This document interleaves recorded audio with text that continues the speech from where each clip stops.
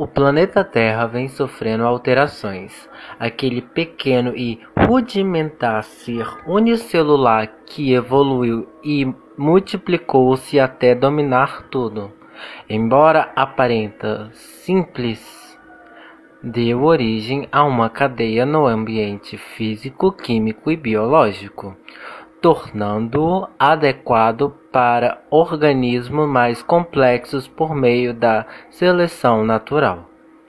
Sobreviveram ou desempenharam com o progresso seletivo.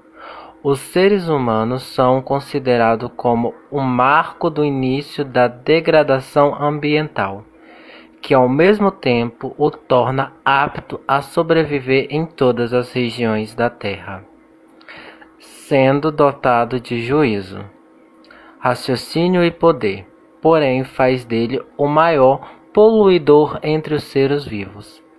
Estima-se que em 2025 a população mundial chegará a 10 bilhões. Esse fato é preocupante, pois os seres vivos já consomem em torno de 40% do material produzido anualmente. O atendimento das necessidades básicas exige e exigirá cada vez mais a utilização de recursos ambientais, alterando partes do ecossistema, forçando a considerar a água, o ar e os solos como componentes da biosfera capazes de suportar uma determinada biota.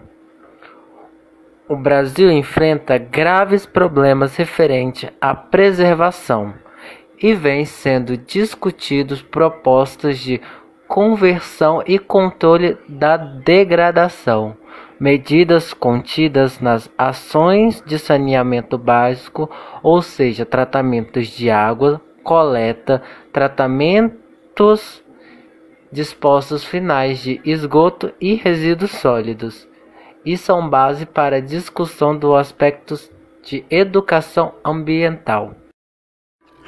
Hoje em dia, a poluição da água é uma questão a ser tratada em um contexto global.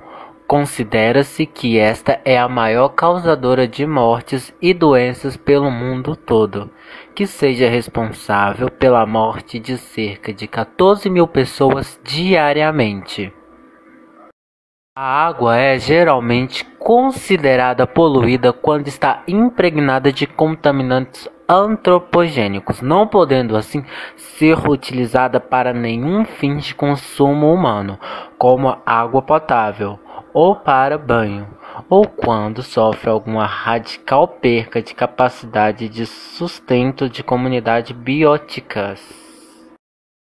Há três principais formas de contaminação de um corpo ou curso de água.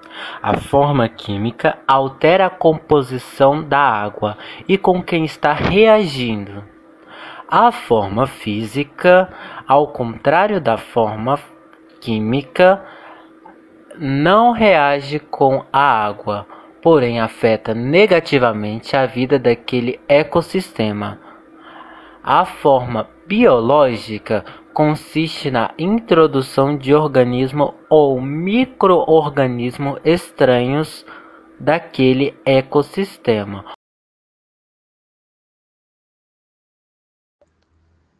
O ar é um recurso natural muito importante para a manutenção da vida. Ele contém componentes importantes para a maioria dos seres vivos, como o oxigênio, gás carbônico. Muitos organismos o utilizam para locomoção e também nos protege dos raios ultravioletas, mas a constante emissão de compostos tóxicos tem tornado o ar perigoso, causando dano à vida animal, vegetal, corrosão de bens materiais, problemas respiratórios e alteração na qualidade da água e do solo. As principais fontes de poluição do ar são as atividades industriais, as queimadas e os automóveis. E os principais impactos ao meio ambiente são a redução da camada de ozônio, o efeito estufa e a precipitação de chuva ácida. A camada de ozônio protege os seres vivos dos efeitos nocivos dos raios ultravioletas do Sol. A principal causa da redução da camada de ozônio é a emissão dos clorofluorcarbonos. A reação química dos clorofluorcarbonos quebra as ligações do ozônio e destrói suas moléculas, causando buracos. A existência de buracos na camada de ozônio pode provocar câncer de pele nas pessoas. Trabalhos recentes mostram que, embora o problema ainda exista, essa redução vem diminuindo lentamente. O efeito estufa é um mecanismo natural do planeta que possibilita a manutenção da temperatura na Terra. Sem o efeito estufa natural, o planeta poderia ficar muito frio. O que acontece é que a ação do homem tem potencializado o aumento do efeito estufa artificial, aumentando a quantidade de calor retido na superfície terrestre. O principal agente causador do efeito estufa é o gás carbônico. A consequência desse fenômeno é a alteração no clima, o que favorece a ocorrência de furacões, tempestades, terremotos e até o degelo das calotas polares. A chuva ácida é formada a partir de uma grande quantidade de poluentes químicos que são despejados na atmosfera diariamente. Ela é composta por diversos ácidos. A principal consequência da chuva ácida é o desgaste do solo, da vegetação, dos monumentos e pode também prejudicar a saúde humana, como o agravo de doenças pulmonares.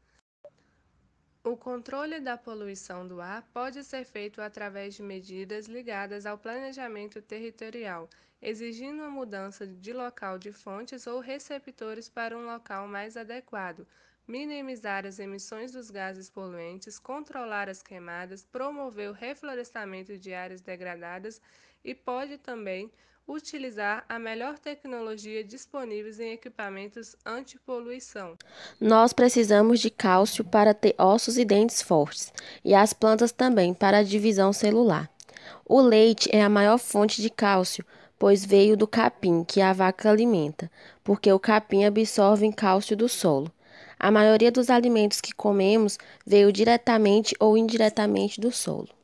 Lixo no lixo é o que muitos pensam que quando nos livramos dele não é mais nossa responsabilidade e que somem, mas não, ele não some, pois a responsabilidade do que acontece depois também é nossa. Quando está todo misturado, o lixo é levado para aterros sanitários e até para lixões. Só que temos dois problemas. No Brasil, os lixões foram proibidos e os aterros estão superlotados. Mas a boa notícia é que isso não é lixo, são resíduos. Lixo é o que não serve mais para nada. Mas os resíduos ainda têm muito valor. Eles só precisam ser separados. Isso se chama coleta seletiva, entre secos, úmidos e perigosos e rejeitos. Os rejeitos são os únicos a irem para aterros sanitários, e lá eles são enterrados e tratados, e no final o local do aterro pode ser recuperado. O uso inadequado do solo vai gerar degradação. Pode acontecer de diversas maneiras, como por exemplo as queimadas. De primeiro momento até acha que aumenta a fertilidade do solo, mas mata os micro-organismos responsáveis pela decomposição da matéria orgânica. Então, o solo a longo prazo pode ficar estéril. E também o que temos muito no Brasil é prejudicial ao solo, são os lixões a céu aberto, pois os resíduos não são separados corretamente e contaminam o solo com doenças. Se os resíduos fossem separados corretamente, existiria menos lixões e mais aterros, pois haveria menos lixo. O solo é a principal fonte de energia que o nosso corpo precisa, e as vitaminas e minerais que fazem parte da nossa dieta vêm das plantas que absorvem esses minerais do solo, e também quando nos alimentamos de animais que se alimentam dessas plantas, que absorvem o mineral do solo.